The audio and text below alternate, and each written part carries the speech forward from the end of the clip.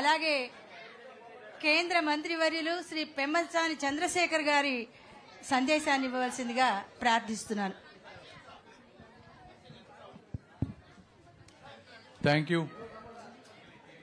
చెట్ల పట్ల, ప్రకృతి పట్ల ప్రేమ, అభిమానం, దాని విలువ తెలిసినటువంటి మహానాయకులు శ్రీ నారా చంద్రబాబు నాయుడు గారికి, అదేవిధంగా పవన్ కళ్యాణ్ గారికి, మా శ్రావణ్ కుమార్ గారికి, కలెక్టర్ గారికి, ఈ వేదికలు అలంకరించిన పెద్దలకు, ముందు ఉన్నటువంటి పాత్రికేయులకు, నా గుంటూరు ప్రజలందరికీ కూడా మనస్ఫూర్తి ధన్యవాదాలు.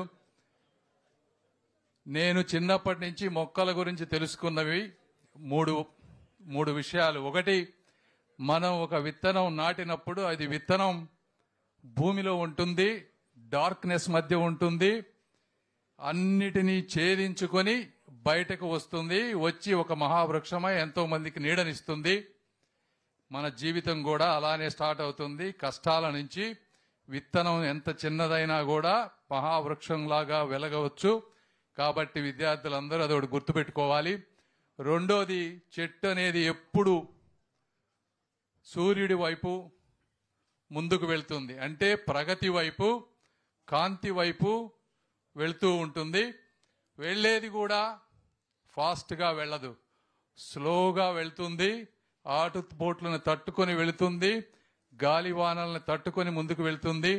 జీవితం కూడా అలాంటిదే. అలాంటి వాటి విలువ తెలిసినటువంటి వ్యక్తులు, అదేవిధంగా నారా చంద్రబాబు నాయుడు గారి జీవితం కూడా ఆ విధంగా స్ఫూర్తి అని కూడా మీరందరూ తెలుసుకోవాలి. మూడోది, చెట్లు బాగా పెరిగిన తర్వాత వేర్లు విస్తరిస్తాయి.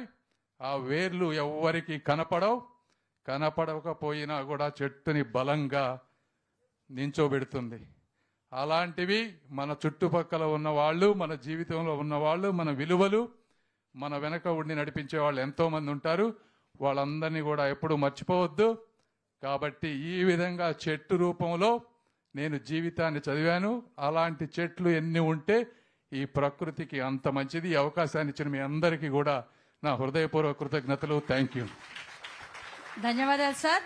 మొక్కే దిక్కు రుక్కు దానికి మొక్కు అనే సందేశం ఇచ్చారు.